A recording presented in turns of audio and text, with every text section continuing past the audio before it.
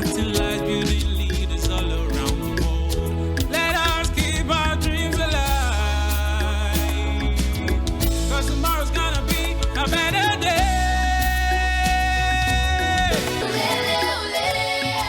Hello, everyone, and welcome back to the Kectil World Youth Network podcast. I'm your host, Nabila Abbas, and today's episode is a very special one.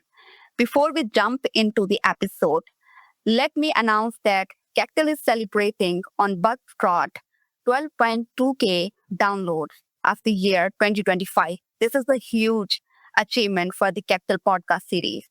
And guess what? Our audience is from different regions, those whom have been downloading these episodes and listening across the world. Thank you very much to our audience.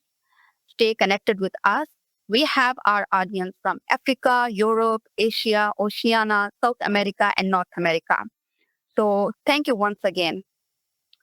Today, we are celebrating youth-led solutions that are not just ideas on paper, but real actions creating real change in community. This episode brings together the top 3 winners of the Kectil Community Project Award. And trust me, each project addresses a different but deeply connected human need. Today, we are talking about mental well-being, women's empowerment, and food security with environmental stewardship. Joining me are 3 incredible young leaders from different countries. So I'm really, really happy that these 3 speakers, Favour, Fatima, and Collin, are from different countries, of course, and they have been putting a lot of effort in their projects. We also congratulate them once again on winning the Kectil Community Project. Kectil Community Project was a baby brain idea which started just in a year, and we have made so much impact, and we have received thousands of projects during this Kectil Community Project session. And these 3 top winners are, of course, the best one. Thank you all for being here. And if you can introduce yourself to the audience in your own words and tell us where you are joining from today. We can start from Favour, Fatima, and then Collin. My name is Favour, OSARETIN EVBUOMWAN. I hail from Benin City, Edo State, Nigeria, which is also... Thank you very much. Yeah, thank you very much. We have Favour from, and Fatima. Thank you so much. My name is ASINGYA Collins. I am joining from Uganda, specifically Kasanda district. I am a statistician by profession, community worker, and a founder of the Green Code Project, which focuses on using sustainable school gardens to address child hunger, improve education outcomes, and promote environmental stewardship in rural communities like Kasanda district. Thank you so much. Thank you very much. And our third speaker, Fatima, if you can introduce yourself to the audience. Hello, everyone. I am Fatima. I hope you are doing well. I am Fatima Abdullahi. I am 24 years old. And I studied engineering at Kabul Polytechnic University. Beside my studies, I work in youth and women's education and also in business. In 2024, I joined the Kectil program, and in 2025, I was selected as EVBUOMWAN coordinator. I was also one of the winners of social project, which was a big honor for me. Today, you hear my voice from Kabul, Afghanistan. I'm happy to be here, and I believe our time together will be full of learning and inspiration. Thank you so much. Thank you very much. So we have our 3 wonderful speakers and winners from Uganda, Nigeria, and Afghanistan. That is great. Before we dive into the project, I want to go a bit personal. Leadership journey don't start with awards. They start with experiences. So to all of you, what personal moment, experience, or challenge push you to care so deeply about the issue your project addresses? So you can be very brief about it because, of course, we will discuss the project in detail in the coming segment as well. So, Collin, we are starting from you. Thank you so much once again. My journey really started when I worked with the Building Tomorrow organization, where I worked closely with rural schools in Kasanda district. During Race to Rise camps, they were held both in schools and communities. I saw children arrive eager to learn, but too hungry to concentrate. Not because they didn't care, but because they have no food at home. And this has led to high rates of school dropouts in underserved communities.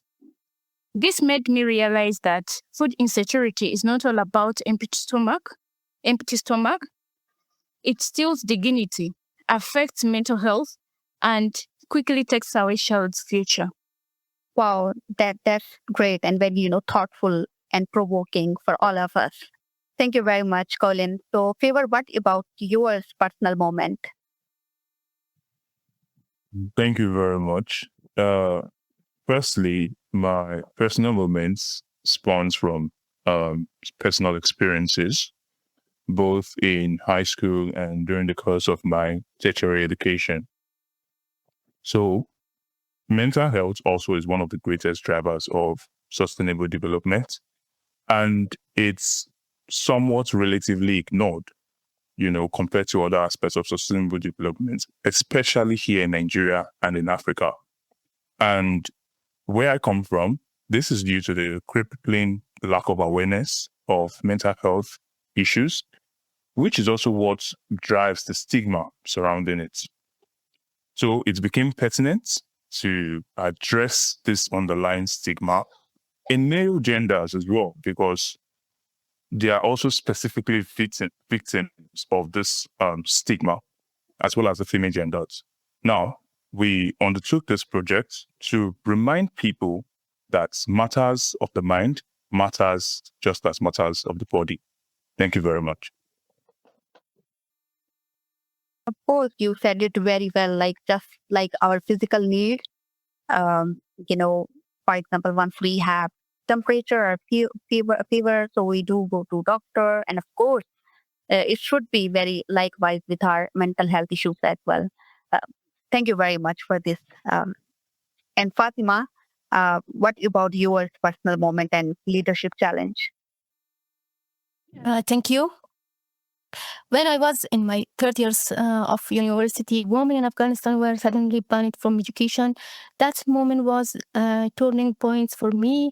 It was not just political decisions. It felt like the dreams and identities of thousands of girls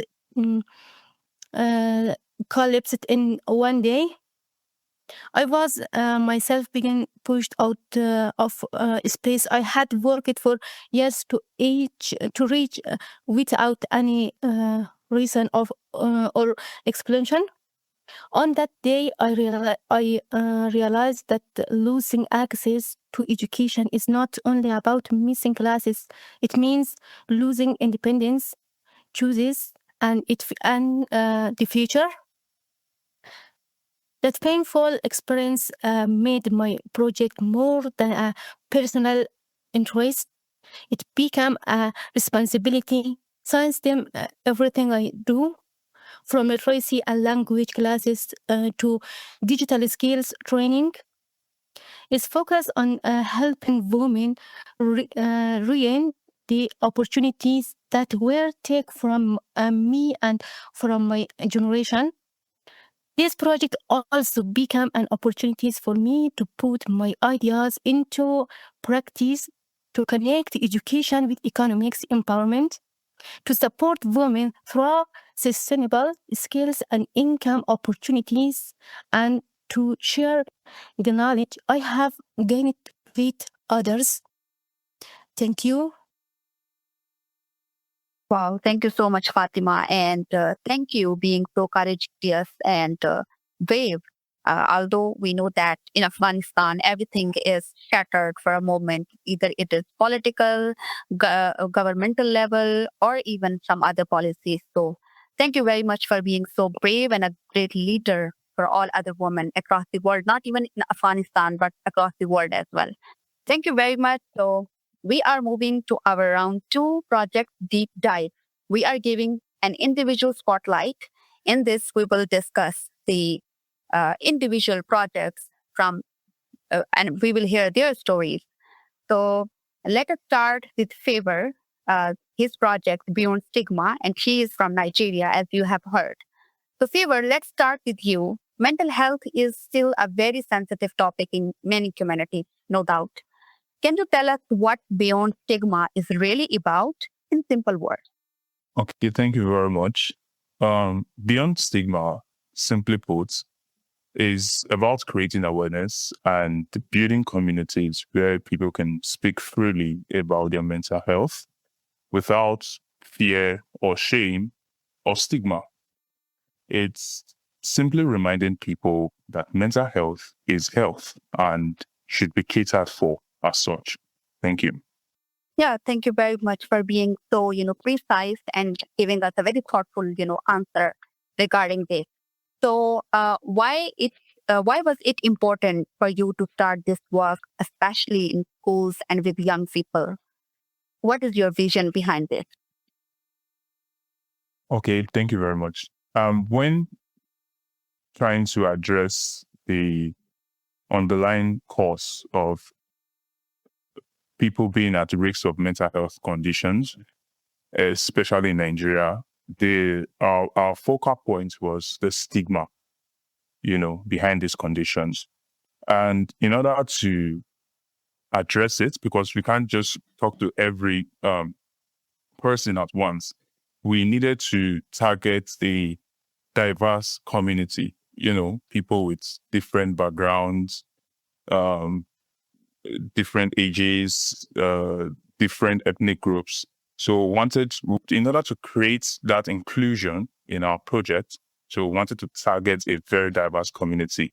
And one of the ways we could do that was to target schools, public schools specifically, because public schools also lack, basic amenities for a decent education or a certain standard of education.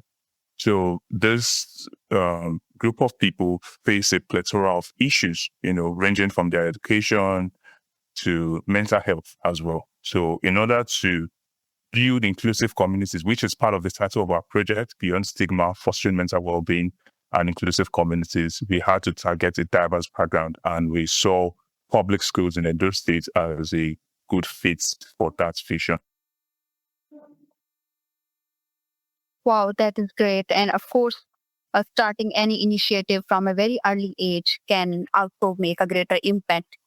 Could you please tell us any estimate, like the minimum age of the engaged students and the maximum, like how you have observed the age?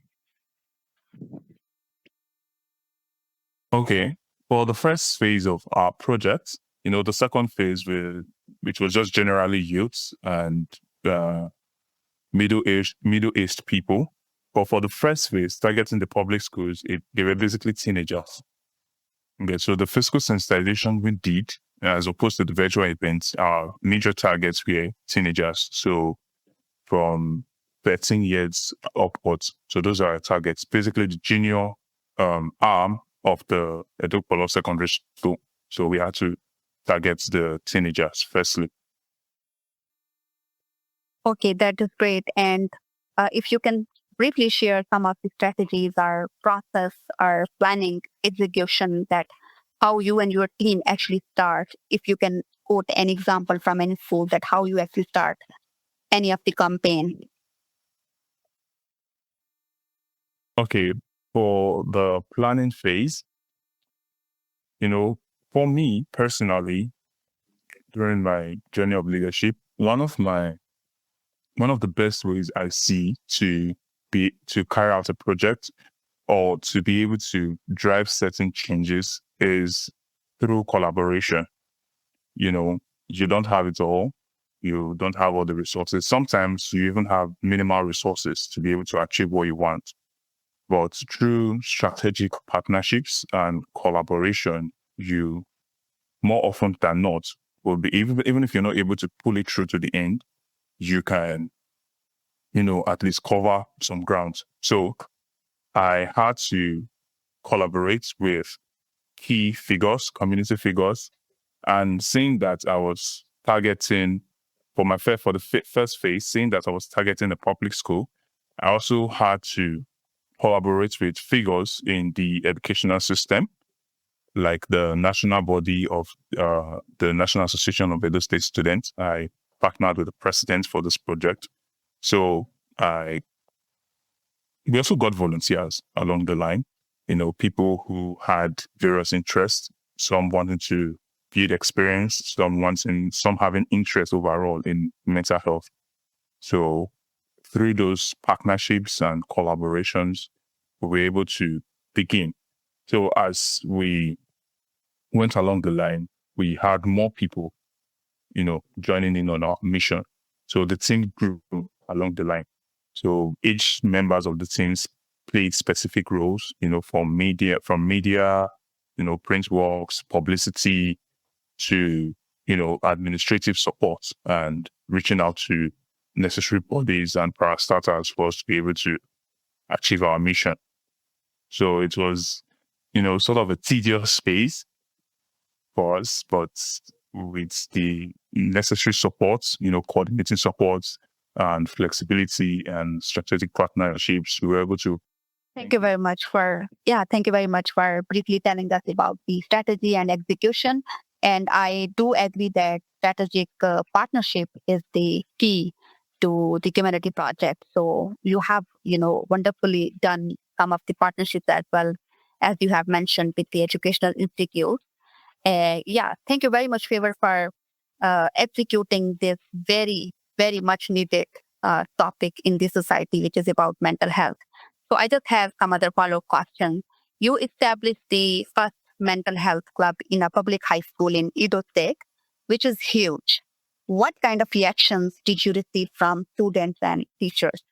Being that this was like a first, so as much as the members of the school community seemed anxious, or should I say curious, they were very receptive, as well as engaged during the course of the sensitization. So fortunately and gladly, this engagement grew beyond students as we had staff's engagement as well. Thank you. Yeah, that is great. And of course, because you are working on a very sensitive topic, it is all about, emotions. It is all about sometimes even people break down out of their problems and issues they might be facing. So was there any moment during implementation that really stayed with you emotionally, if you can quote? Okay, thank you. If there's one, I'd say the interest of young people, especially the school children in the topic of mental health was one aspect I actually felt. It's gave this impression, as though it's about time someone actually implemented this kind of project. So creating that impression of necessity and saying that it's the project I was doing at the time, it's really stayed with me emotionally. I felt that. Thank you. Yeah, we can totally relate because it is all about mental health and because people are very, hesitant and shy about sharing their problems regarding mental health. And then it becomes very hard to stay with their emotions as well. It can be totally related. Thank you very much, Favour, for talking about your project individually. And we will move to the second project. We will have a conversation with Fatima.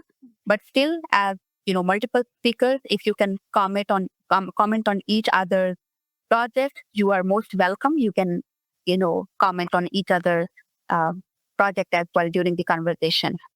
So if any one of you, like Collin or Fatima, wants to have any remarks on Favour project, or might be they want to briefly say something about mental health, they can. You are most welcome to it.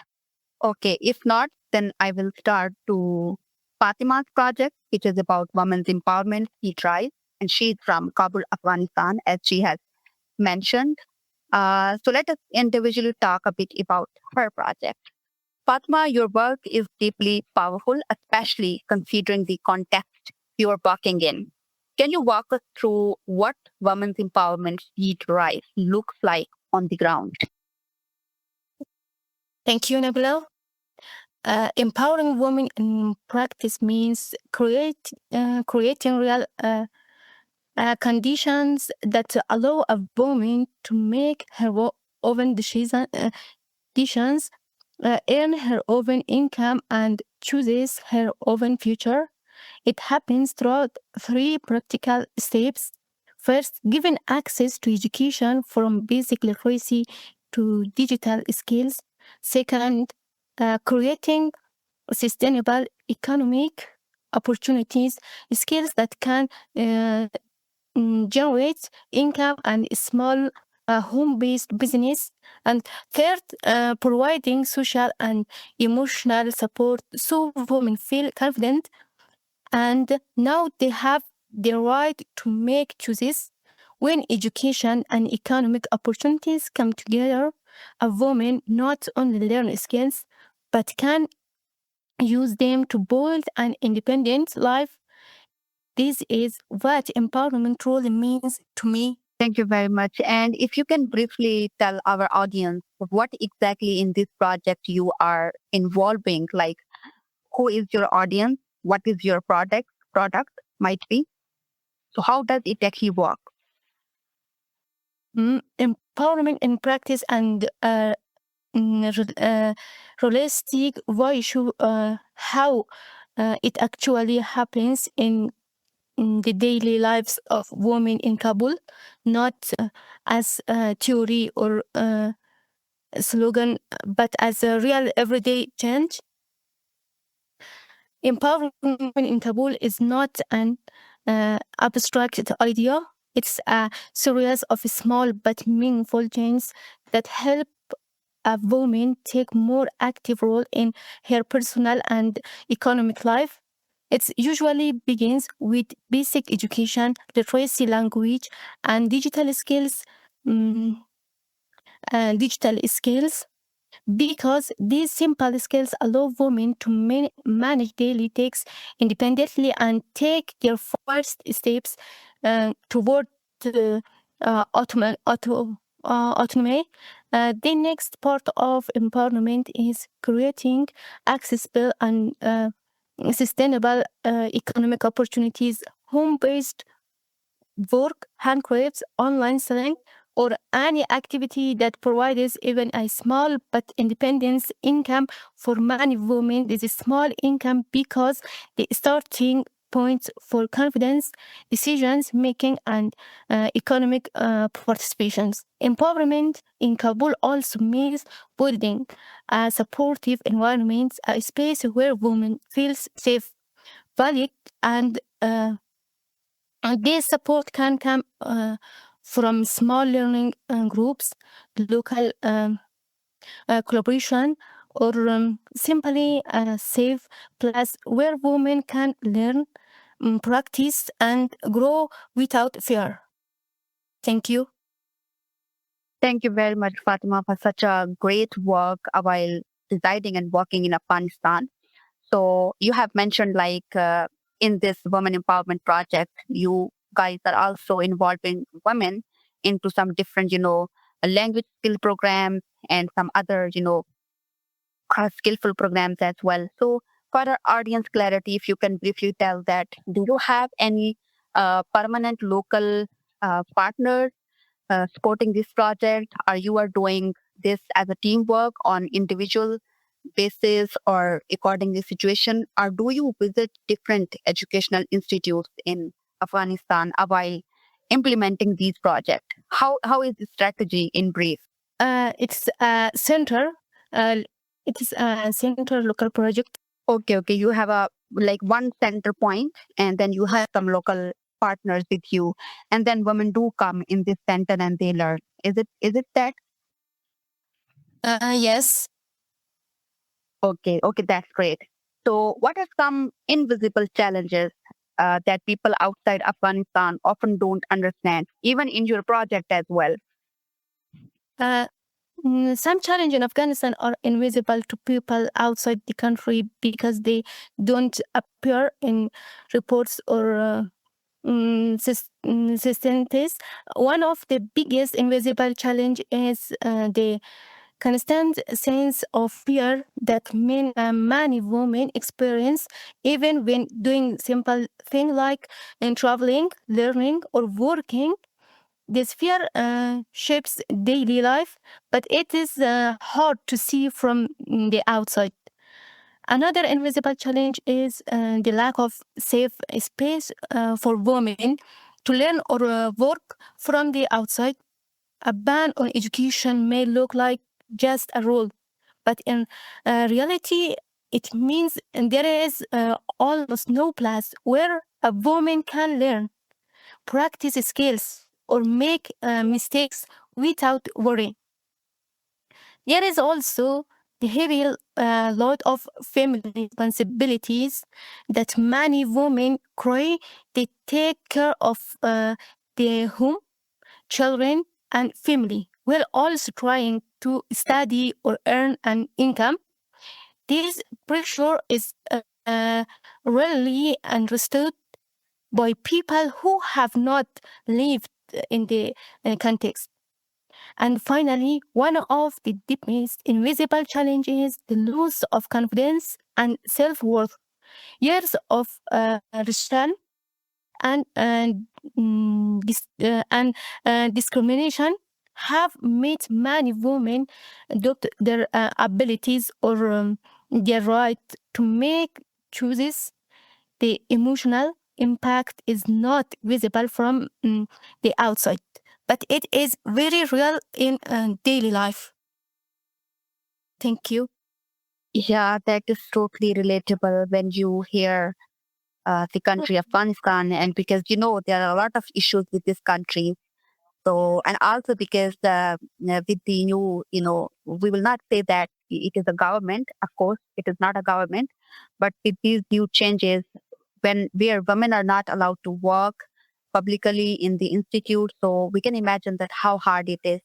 So, thank you very much for executing this wonderful project and staying up so brave and courageous while doing this project with other different women in Afghanistan as well. So you have also mentioned that your project aim is to have some minimal income as well for women. Have you engaged any local or might be international partner where they can stay connected and they can earn some job opportunities as well? Have you made any experience so far, or still you are trying? Like I'm asking in your project because there is some financial aspect is also involved. For example, you in your project is trying to give women some opportunities to earn minimal. So have you connected them with any institute where they can get some job opportunities either online? Yes. Okay, okay, that's great. Um, how do you personally stay hopeful and resilient while doing this work? Because we know you have a lot of difficulties while living in Afghanistan. Mm, thank you, Nabila. For me, staying hopeful and resilient is not just feeling, it is something I practice every day. I get my energy from seeing small but real change in the lives of the women we work with. When a woman learns to read after many years or earn her first small income, these moments remind me that our work truly matters. I also remind myself that if we stop, nothing will improve. This sense of responsibility gives me strength, staying connected with my team, friends, and support network also helps me feel grounded and not alone in the work. My hope doesn't come from big results. It comes from the small human step I see every day, and these steps are what keep me going. Thank you very much, Fatima. We do appreciate as a leader, we can see this as an example. Uh, you yourself is a leader and leading from the front, even during this hardship in Afghanistan. So thank you very much for executing this project. Hats off to you. So now we are moving to our third project, an individual talk with Collin, who is the lead in community project, leader of the Green Code Project, and she's from Uganda. Collin, your project beautifully connects food, education, and climate action. What inspired the idea of using school gardens as a solution to child malnutrition? Thank you so much. When we used to organize the Rich to Rise camps in the communities and in the schools, most especially in the communities, we realized that a lot of the children are drop out schools.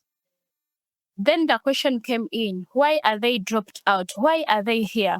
So when we realized that these children have dropped out of school, yet they are interested in school, we had to come up with some. We had to talk with them or with the parents and ask them what could be the problem. Then we realized that most children, they are stunted. So we had to do the household visits with the community volunteers that we work with. And then we came across the 2 homes whereby the children, one of the child, they were stunted. They don't grow. The child was 15 years, but he was looking like as if he is 8 years. And then the other one, he was old, like 20, like 16, but he was like as if he's 9-year-old child.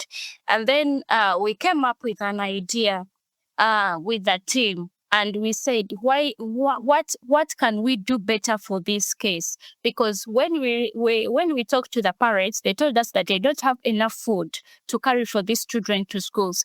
And the children used to walk miles to schools while hungry on an empty stomachs. So this led to high school dropouts. And then the idea came from a simple but a powerful questions. What if schools could produce food themselves? Instead of relying on only donations, we could turn school land into learning spaces that can provide food to these children. So, and I and my team came up with that idea, whereby we had to bring in all those children that had dropped out of the school. First, we talked to the head teacher to accept them to eat food, maybe like for one term, to encourage them to attend school. So then later on, we had to come up with an idea with my team to start a school gardening project, whereby we have to teach these children the skills, agricultural skills, so that when we provide them seeds and seedlings, they go back home and plant, and then they provide food for their homes. They get so that they can get income to pay for their school fees. Wow, that is a great and marvelous idea, that how you and your team connected these dots while seeing the students are dropping out and then finding it out that actually they are also facing some of the malnutrition issues as well. It is not about the fee. It is also about their, health issues as well and their nutritional issues as well. So this is marvelous. And wow, this idea is like very great that they can, grow the food inside the school and they can come and they will have good attendance as well. And then vice versa. Thank you, Collin, for such a great idea. So how did children and teachers respond to learning agriculture in such a hands-on way? How is the progress right now as well, if you compare back in the early days? In the first place, when we brought the ideas to the head teachers, to the schools that we were working with, in the first place, they first refused because they thought that it was going to take much of the time, of the classroom time. So we had to talk to them. We had to talk to the head teacher, the importance to why we are bringing this project in their schools, the results, the impact, and we had to explain to them why we have brought that idea in the schools. So as we were moving on, we found that the teachers and the children are getting interested in the idea. Why? Because whenever we used to come to school, the children used to get excited seeing us because, sometimes they always say that there is when there is Tom and Jerry, when they don't play, their brains are dull, what and what. So it came like a learning place. And the fact that it was so much practical, it helped us, these students got more interested than the teachers. So we had to put in more efforts to give them the learning skills. We gave them the seedlings that they took home, and then they gave their parents to plant at home. And the exciting part was when the vegetables and then the maize started growing. Then they started feeling as if the project is now interesting, because maybe they thought that we are just going to give them the skills. We are not going to put the impact. But then we made sure that as it is a learning space, yes, we have to still give them more. We have to still make gardens that are going to cater for the next term food. So at the end of all, the children got food home because we provided them maize seeds and vegetable seeds.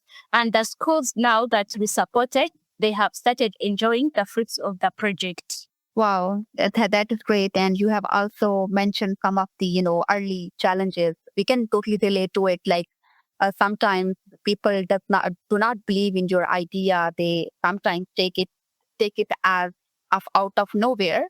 But you and your team did have a great resilience and faith in this project. And of course, it has worked right now, because we are seeing a lot of progress, as you have shared the statistics as well.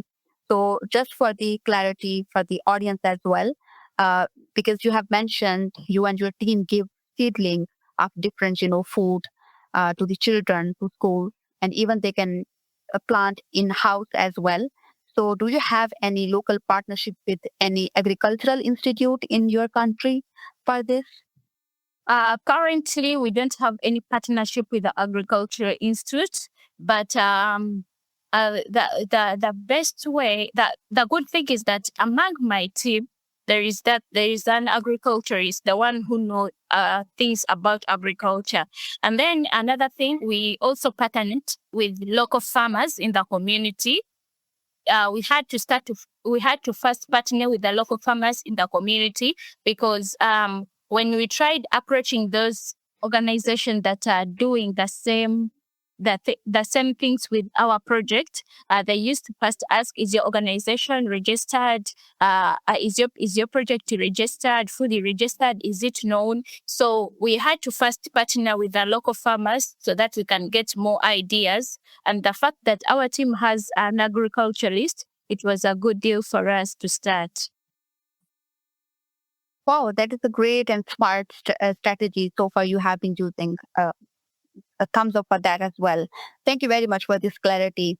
And your results are impressive. Improved nutrition, increased school enrollment, and strong community involvement as well. So, Collin, what do you think made this project work so well at the community level?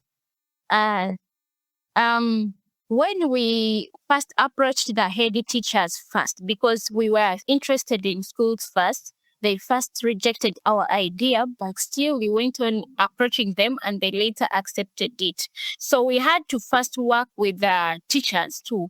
We had to elect the focal teachers that are should be engaged or should lead that project in that particular school. And the fact that we had to work with the local leaders, for example, the chairmen of the community, because there is no project is supposed to move on when the chairman of the community is not involved. And also we had to also work with the children, the school children, and also the parents. Why? Because we want them to own this project, so that even if we are not there in 5 years, the project can keep on standing. So when we worked with those people, and then we are much more interested in the children, we had to also create the school gardening clubs. When we created the school gardening clubs, we had to elect leaders. So when we elected the leaders of those gardening clubs, the children were excited and they had the ownership of the project. We showed them that the project is yours. It is not ours. We want you to benefit, not us to benefit. So we had to give them the practical skills. And the amazing thing is that when we launched our project now in the community, the local leaders came and Member of Parliament, Honorable Flavia, hosted the function. And then we found out that the parents now are more interested in the project because these children showed them the skills. They had to teach the children what we have been teaching them from the beginning and up to the end. They had to also show them the gardenings that we have made for the cabbages, the climate smart garden that we had made. And then the parents were so much interested in learning. So that alone showed that they own it. So involving them and involving the community made this project work. Even the launch of the project, I can tell you, I think 20% it was from our side, our team, whereby we had to mobilize. But the other things, the tent, the music, everything, it was the community. Everyone was engaged in the community. So that made our project work up to now, that even if I want to be there or even if my team won't be there, our children, the parents and the teachers will always praise Green Code Project. Thank you. Yeah, thank you very much for giving us some thoughtful, answers. And I can totally relate when it comes to community project. Of course, the leaders start from their own community. They start from these small dots, and then these are, connected, and it becomes a very, large ocean at the end. And you all see, and your projects are example of this, that how you have started from your communities.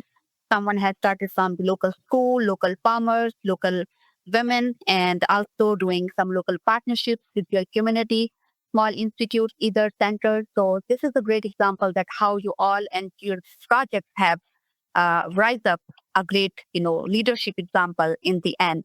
And that is why these all are the winner of Kectil Community Project. So thank you very much, Collin, Favour, and Fatima, individually talking about your project. Now we are moving to round 3, where we will have a very brief collective conversation on some questions while connecting the dots. So what I find powerful is that your projects may seem different, but they are deeply connected. So my question in general to all of you is mental health, food security, education, women's empowerment.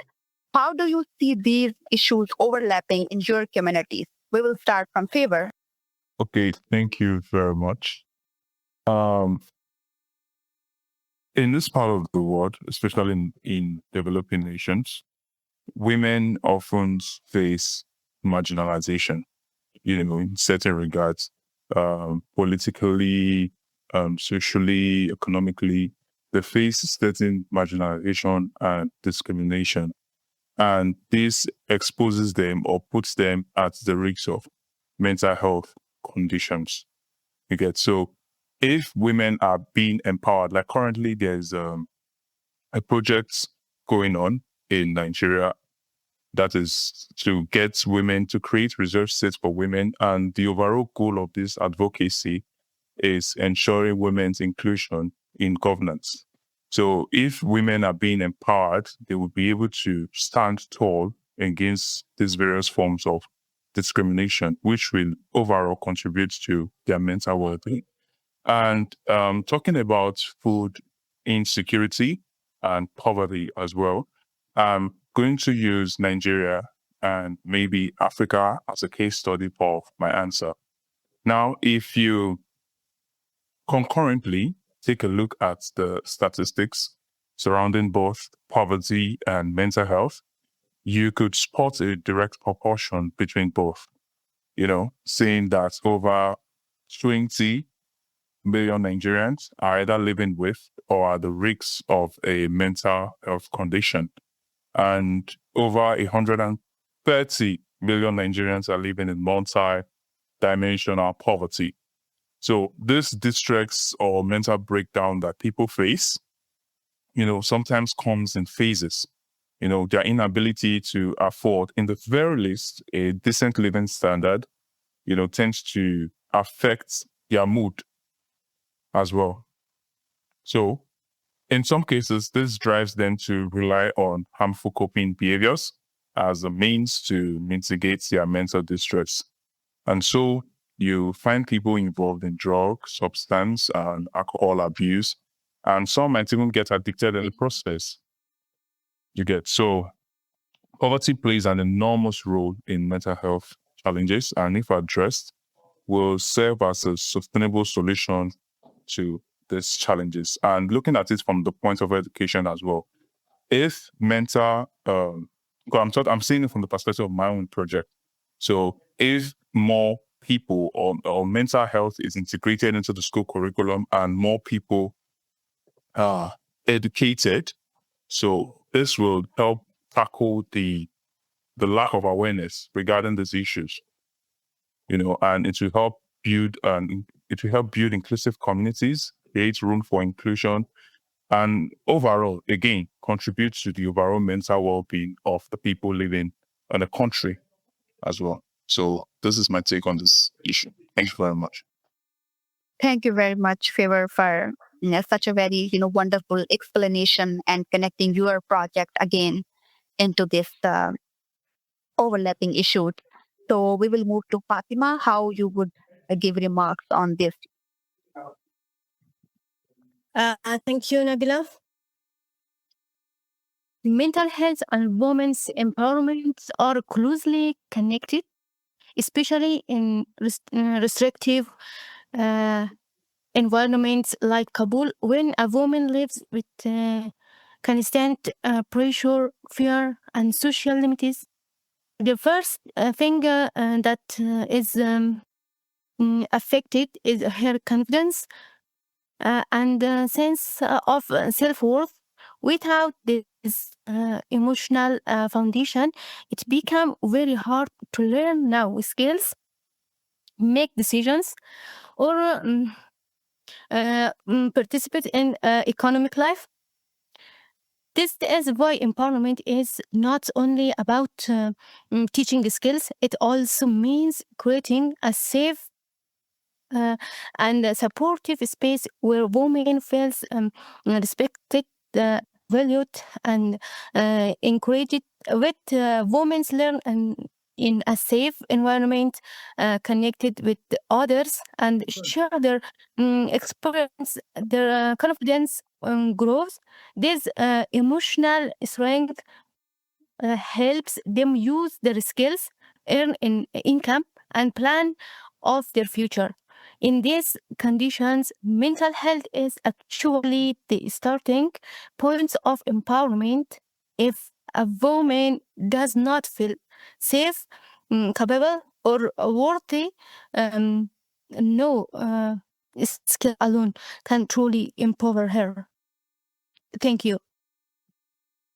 Yeah, thank you very much, Fatma. You said it very well that mental health well-being is the first priority when it comes to women empowerment, because without this, they cannot empower themselves. So this is totally relatable. So Collin, how does education and dignity through food change children's confidence? When children are fed, they feel valued.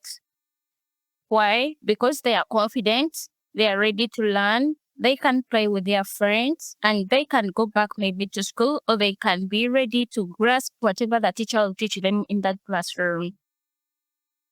When they are fed, remember they will be confident and they will be able to empower their families. In our language, in Uganda language, they always say, emiti emito gyegigumira ekibira. That means that those young trees are the ones that will make that forest they'll grow and make a forest, a big forest. So when these children are fed, when these children are empowered, they're going to build their families and they will be stable. Food security restores confidence. It improves learning and reduces stress at home. You can't separate mental health, women empowerment, and food. They will maybe rise together or they fall together. I appreciate our ideas, the mental health, the empowerment, and the food security. We really have the great ideas, and if it was possible, it will be a one project for us. We have the ideas, but you just need the tools to act. Yeah, thank you very much. And that was marvelous when you said that these young trees will become forest in the end. So this is amazing. Thank you very much, Colin. So a last question of this segment, back to Favor once again. Favor, because you are already working on mental health as your project, how does food insecurity or poverty affect mental health among youth? It is a cross question back to you. Okay, thank you very much. Uh, to shed more light and as a progression to my previous answer, currently, if you take a look at the statistics, Nigeria, my country, has been unofficially, in quotes, classified as the poverty capital of the world, with over 130 million people living in multi-dimensional poverty. And if you take a look at the life expectancy rates in my country, we have the lowest, I think about 54.9, if I'm not mistaken. But we have one of the lowest life expectancy rates on the entire planet. So looking at the statistics and looking at the statistics of mental health challenges in Nigeria, where 1 in every 4 person is either living with or at the risk of a mental health condition, according to the WHO, you would see a direct relationship in both. So in as much as the statistics of poverty has risen over time, the statistics of people at the risk or living with a mental health challenge have also risen over time. And some of the main causes of these challenges are not just, addiction, because there are various aspects of mental health challenges. You have addiction, and in women, one of the parts that is not usually spoken about, or people don't really shed more light on, is hormonal imbalance. But now, taking a look at it from the perspective of poverty, a lot of people cannot afford, with over 130 million people in a country living in multidimensional poverty, a lot of these people cannot afford basic life amenities. They can't afford good education. They can't afford good food. There was a time in my country where people had to start making stews with cucumbers. Some people had to start making stews with watermelons, because they couldn't afford tomatoes for their stews.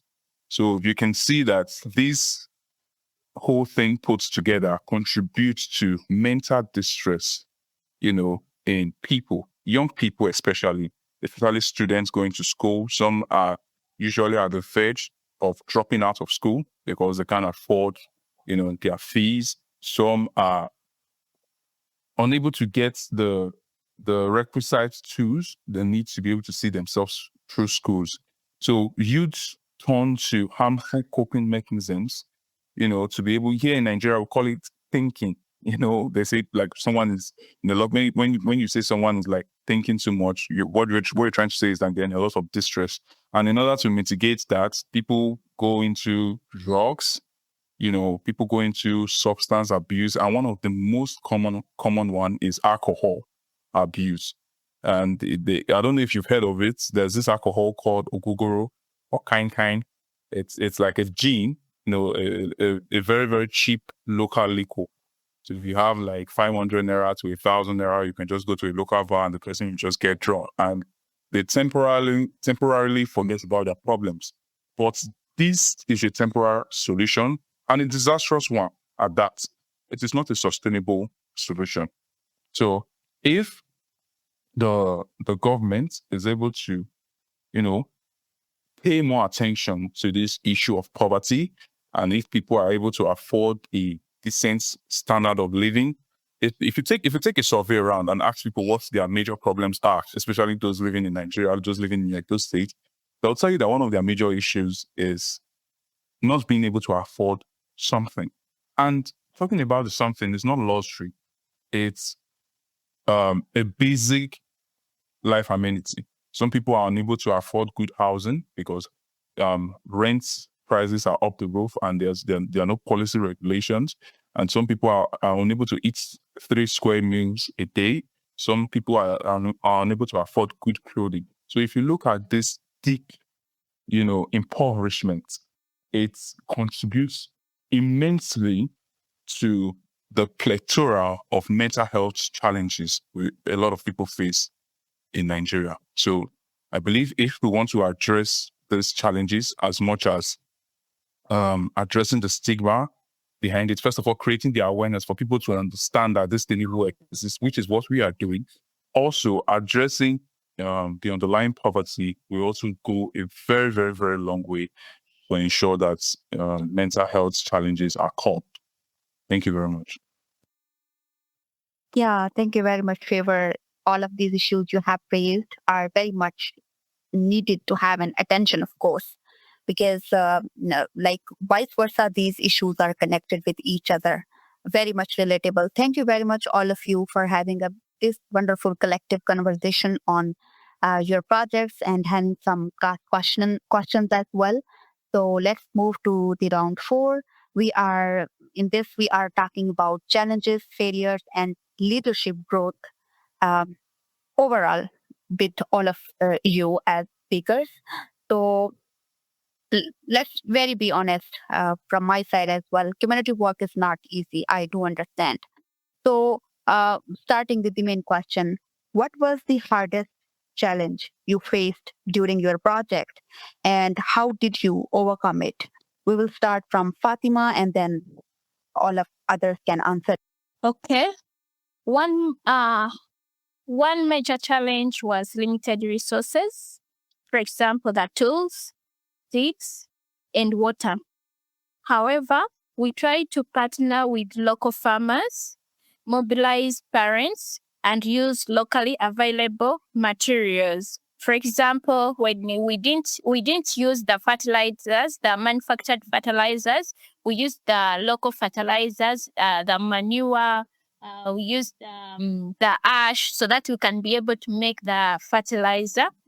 And that challenge taught me that leadership is about creativity. Wow, thank you very much. And you said it very well, like the leadership is all about having some creative solutions in the end as well. So Favour, how would you comment on this? Yeah, like the same question to you as well. What was the hardest challenge you faced during your project and how did you overcome it? Okay, thank you very much. We faced numerous challenges across boards, which may be too many to, talk about or deliberate on. But some of the most notable ones were having to deal with tight timelines, because at the time we started implementation of our project, it was already July, and schools were getting ready, getting prepared to go on holiday, and they were to resume September. So due to that tight timeline, we had to move really, really, really fast. And if we hadn't done that, we would have had to wait like 2 months before having to, kickstart our project. And due to the deadline, we had to move very fast and see how we could, coordinate the necessary resources and support to be able to achieve our mission. Another one we had to deal with was team availability. I mean, thankfully, I'm not someone that gives up easily, because this aspect was just quite tempting, and it was a very, very testing moment. The team member that was supposed to help with logistics and to also speak during the fiscal sensitization. So we couldn't have the person on board due to unforeseen circumstances that the person needed to attend to. So we couldn't have the person on board, and we had to make do with contingencies, 9 minutes change of plans for our logistics and the things we needed. So we had this team availability issues, not just with one person, but also with the partner organization, because we had partnered with a mental health community prior to the inception of our project. So that's also posed an issue. And one of the very biggest, the big guy among the list of challenges was limited funding, of course. So due to the tight timelines as well, so we didn't have enough time to source for funds.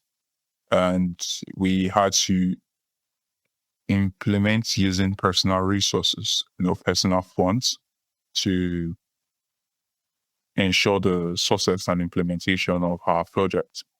But by adapting to the realities and by staying flexible, coordinating the necessary support and optimizing available resources, of course, we were able to deliver effectively.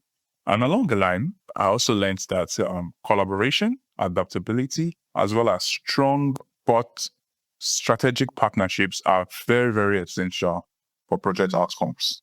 Thank you very much. Yeah, thank you, Favour. And the same question to you, Fatima. Yes, dear Nabila. In Afghanistan, there is an official ban on girls and women's education, and we focus serious security risks. However, our greatest challenge has been the lack of space and facilities. By engaging with a benefactor from Uganda, Afghanistan, and who lives in Australia, we managed to solve this issue by establishing local classes. Families often connected afford the costs of education, so we connected learning with product production and sales for women and girls. Our project has created a safe and a transparent environment where they can learn and become independent. From this challenge, Yeah, that is relatable. That while living in Afghanistan, the security can be a great challenge, of course, for the women. So yeah, thank you very much. Again, to you, Fatima, some follow-up questions. How has this project changed you as a leader, and what skills did you gain you did not expect it? So there's a follow-up question. How has this project changed you as a leader, and what skills did you gain that you did not expect it? During this project, I learned that limitations are not our enemies. Sometimes they teach us the most. Whenever I face a lack of resources or social challenge, I had to think more creatively. This experience has helped me because a leader who doesn't fear pressure and turns it into invention. Yeah, thank you very much, Fatima. So, Collin, how your project has changed you as a leader, and what skills did you gain which you did not expect it? This project shaped me into a more patient and people-centered leader. I learned that we can never do things alone, even if we are 100% genius. We need a team and we need a community. When we work together as a team and involve engagements in the community, the work is always easier and perfect. Yeah, thank you very much for highlighting this powerful fact as well, that teamwork is the key to all these community projects. Alone, we cannot do it. So, Favour, how you would take up to this question? Okay. I would say this project has used me to becoming a better leader, in the sense that there's something about me, and I'm going to be vulnerable here. I'm this kind of person that I work with a certain standard. You understand? So I'm very, very keen on it. I won't call it perfectionism, but during the course of working on my project, there were areas where I had lapses as a leader or as a project lead of, the community project, where I ended up micromanaging, in just to ensure that I get specific details. So I've also learned that as a leader, if you want to, if you're keen about a certain outcome or result, it's important that as you grow in your person, you also challenge others with team members and, if possible, give them the necessary resource to grow or develop themselves as well, and to try to avoid or limit to the barest minimum micromanagement. So it has also helped deepen my knowledge and my insights on collaboration and strategic partnerships. Like I earlier stated, prior to the inception of our project, to the inception of the implementation of our project, we had partnered with the Healing Minds community, which is a mental health organization, in order to ensure the sustainability of our project, as well as the premier mental health club we had established. So even without having to be, consistent communication, the clubs and the project and sensitization we've carried out, we also stand the test of time. So this project has improved me and my skills in aspects of leadership, my managerial skills, as well as my approach to sustainable actions. Thank you. Yeah, thank you very much, Favour, for giving some explanation on this question. So I can totally relate that every community project does have a lot of great challenges as well.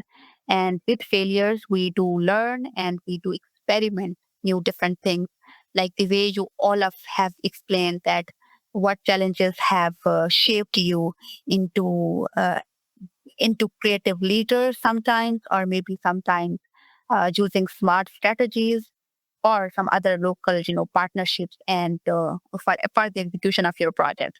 So thank you very much for giving us a brief explanation about the challenges and failures and what you have learned through it as a great leader. So we are moving to round 5, which is about future vision and advice. We will spend a bit time on it. So looking ahead, where do you want your project to be in the next 2 to 5 years? Starting from Favour. Okay, thank you very, very much. Like the mission of our project, which is the focus on tackling mental health-related stigma, strengthening conversations, promoting mental wellness, and inclusion among young people and beyond. In the next 2 to 5 years, we want to have foster communities and environments where people can speak freely, very freely, about their mental health, and also the possibilities of policy changes from the aspect of the government. So people can, with the awareness they've gained from our project, and the government and private individuals in collaboration as well, can work towards implementing more sustainable actions through policy changes for mental health support and infrastructures as well.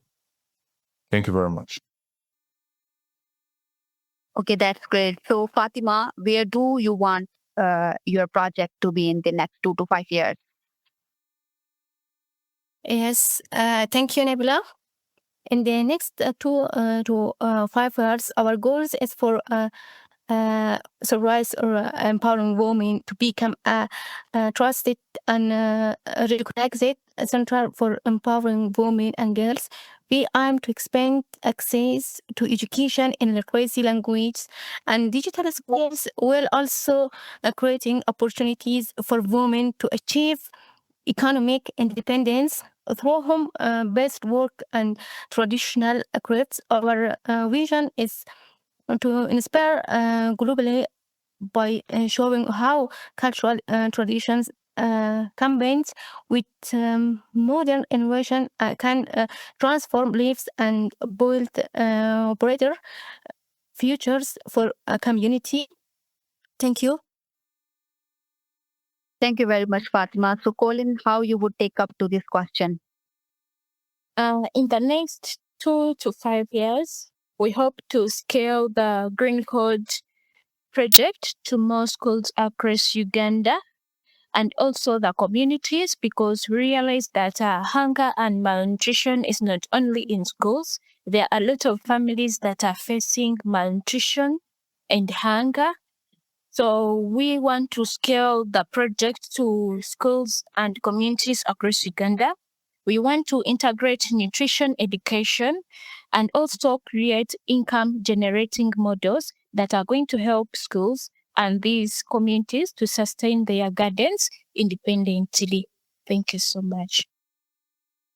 Yeah, thank you very much for being so clear about your project in coming here as well. So, uh, again, this question to all of you. I understand all of you have some local partners, some support in your project, of course, but what kind of support, partnerships, funding, policy change do you think is most needed in your projects?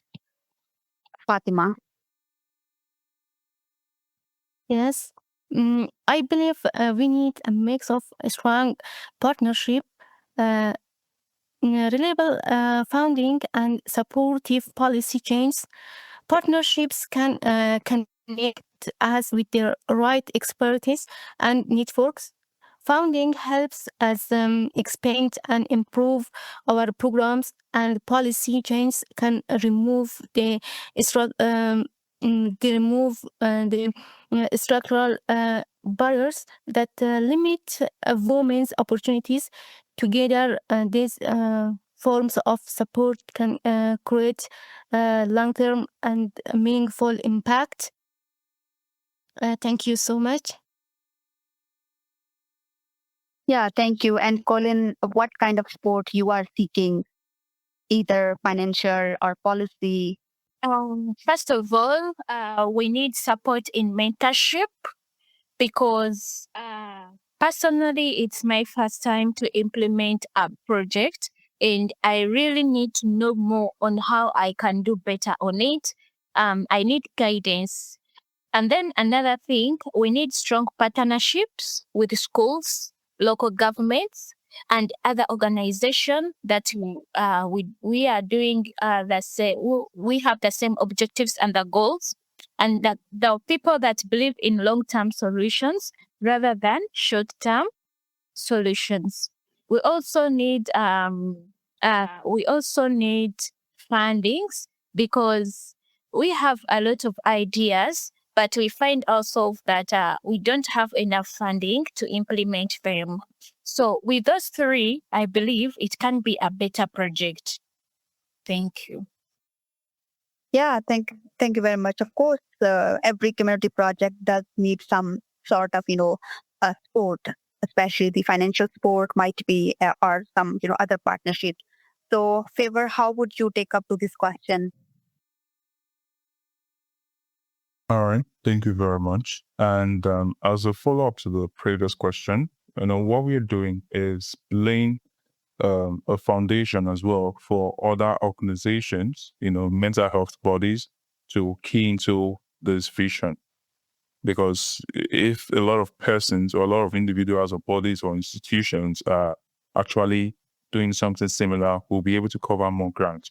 So firstly, for partnerships, we'll need to expand our partnerships with mental health communities for sustainability, especially with the clubs that we are forming. And we have started this recently, about last week or so, with the community we partnered with for the phase 1 of our project and the phase 2 as well. We partnered with a chapter of that community and we've expanded the partnership to the national body because we intend to go beyond just the city, which is Benin, and go beyond the state. So we intend to carry out a nationwide sensitization. So we'll need to expand these partnerships with more bodies and also possibly with government officials as well, because we need government support to be able to implement some of the ideas and visions we have. And for policy change, we are very specific about this, particularly in the aspect of education. So we want a situation where mental health education can be implemented as an integral part of high school educational curriculum. So if this can be done, probably first in the state and then in the nation. This would also help spread the awareness faster and help to build inclusive communities on the topic of mental health. And of course, funding for logistics as well, and the production of valuable resources that we need to distribute during the course of this project. So yeah, thank you very much. Yeah, thank you very much. And wow, this is amazing. I can't believe that we have done such a very, productive conversation throughout about these three projects in this episode. To our audience and listeners, I hope this episode can bring you a lot of learning, either about leadership or about community projects, some challenges or failure. We have dived into all these topics in detail while having some cross questioning as well with all of these three speakers. And to our speakers, because many young people are listening right now to you, and might be they are struggling with their community projects, or might be they want to start community projects but feel scared or underqualified. So I just wanted to have one final advice briefly from all of you, that what honest piece of advice you would give to them. Collin? My advice to the youth is that we don't need permission to create change. We just need courage to start small. It doesn't matter who you are. It doesn't matter where you are. Just believe in yourself. Wake up. Start. Everything will go on very well. Thank you. Yeah, thank you very much. And you said it very well. Like, you have to have this courage to just start. You don't need permission. Thank you very much. And Fatima, how about you? What is your final advice to the young people? The most honest advice I can give young people who want to start a community project is to begin small and not be afraid. Feeling inappropriate is completely natural, and everyone who leads major project today has started with the same feelings, skills, and confidence, or built along the way, not before starting. So take the first step, even if it is small, and let experience help you grow. Thank you so much. Yeah, thank you very much. And you said it very well. Like, even if it is a small step, you just need to take it. And what you would say, Favour? Okay, thank you very much. I have a mantra, I'll say a saying that small cycles, big impacts. One of the reasons a lot of people feel clogged or feel like what they're about to do is too much is because people tend to want to do a lot of things at once. So I believe in taking small steps because, of course, the journey of 1,000 miles begins with a single step, and a little drop of water makes a mighty ocean. So start by saying what impact you can make within your immediate environment or within that immediate moment, and see how you can work your way up. Also, one very important thing I usually highlight is on the aspect of collaboration. You may not necessarily have all the resources or ideas to be able to implement your project. So find people whose interests are aligned with yours and see how you can collaborate, to achieve a specific goal. So people have various interests. Some is on building experience, some is on building a portfolio, and some is just primarily on the mission you hope to achieve. So find these people with like minds and like interests and see how you can work together to achieve a common goal. Thank you very much. Yeah, thank you very much. You also said it very well. Like, the smaller impact can yield greater, change in the end. So wow, thank you very much to all of you being great leaders, being a great example to this society. You are an example across the world for all the young people. I hope they will learn from this episode. Listening to all of you reminds me why youth leadership matters, not because we have all the answers, but because we ask the right questions and act with heart. Before we close, I would love one final sentence from each of you. Community change begins when, Favour? Can you please repeat? You were breaking. Yeah. We are just closing our episode. So before I close, I would love one final sentence from each of you. If you can complete this. Community change begins when. Okay, thank you, Favour, Fatima, and Collin, for your honesty, courage, and leadership. And thank you to the Kectil community for believing in youth-led solutions. Community leaders are not born; they rise when their people lead the most. Today, we celebrated your project, your achievements, your courage, but more important, we celebrate the impact you have brought on to your projects. You are bridge between challenges and solutions. Often it is said that change comes with big institutes or with governments, but I believe that the true change comes with the community leaders, the way you have demonstrated through your projects. So, to our listeners, if this episode inspired you, share it, talk about it, and most importantly, act where you are. This has been the Kectil Youth World Network podcast. I'm Nabila Abbas, and I will see you in the next episode. Together we rise, together we lead. Thank you very much. Signing off.